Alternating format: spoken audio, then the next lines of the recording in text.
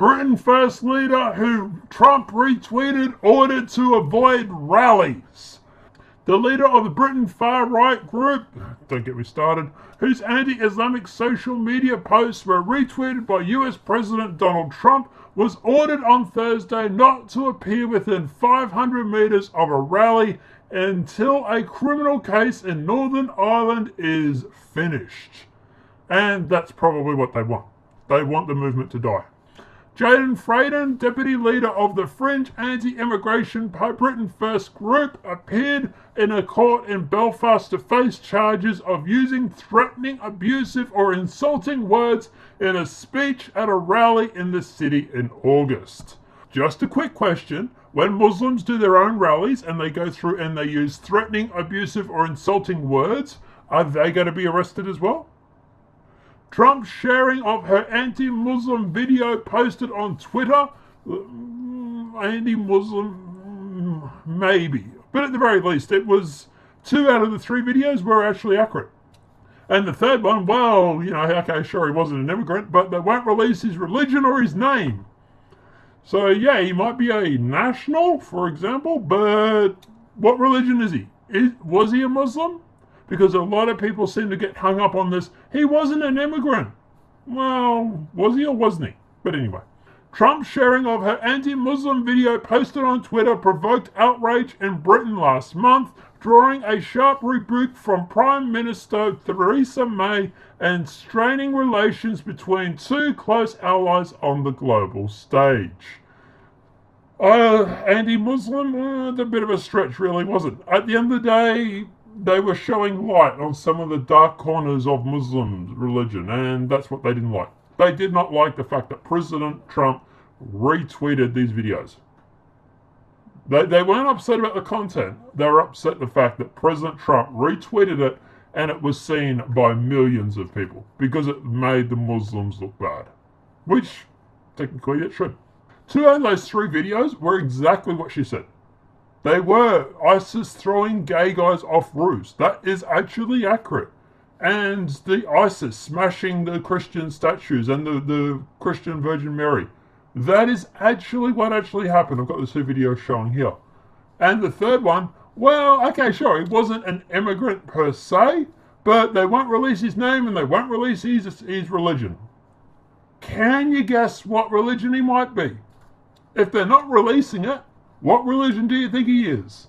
Franson, 31, was remanded on continual bail until 9th of January on condition that she is not allowed within 500 metres of a rally or a demonstration before the case is finished.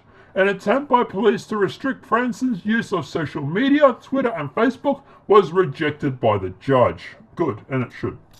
Franson, who was fined last month after being found guilty by a court of England for religious aggravation, harassment of shouting abuse at Muslim women wearing a hijab, would be pleading not guilty, her lawyer told Belfast Magistrate Court. Paul Golding, the leader of Britain First, was also arrested as he accompanied Franson to court, the group said. Yeah, basically he turned up to court to support her and they arrested him too.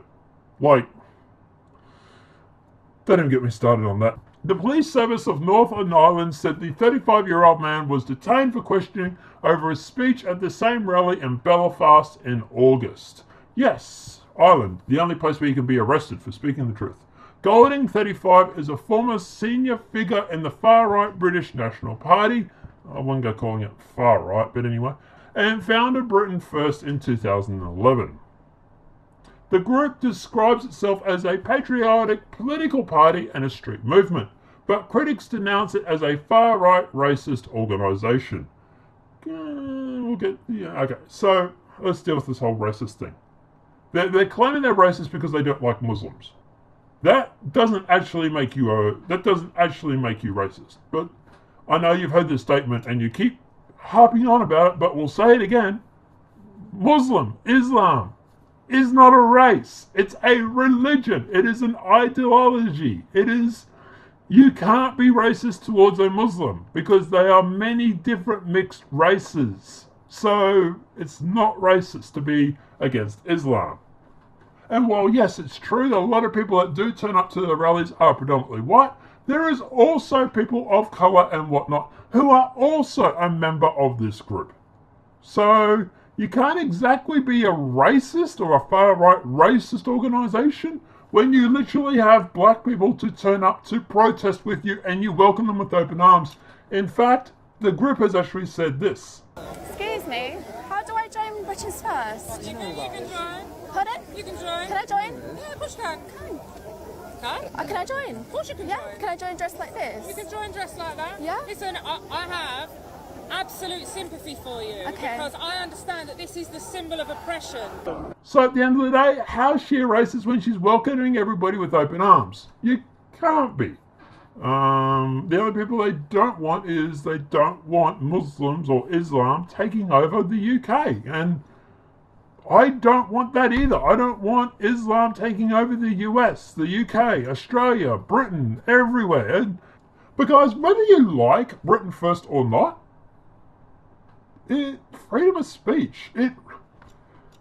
There's a good old saying where if you bad ideas will fester in the darkness, right? And I'm not saying Britain First is a bad idea or anything along those lines. But for example, neo-Nazis, right? Let's go to the full spectrum. Let's say there is a neo-Nazi somewhere in the world.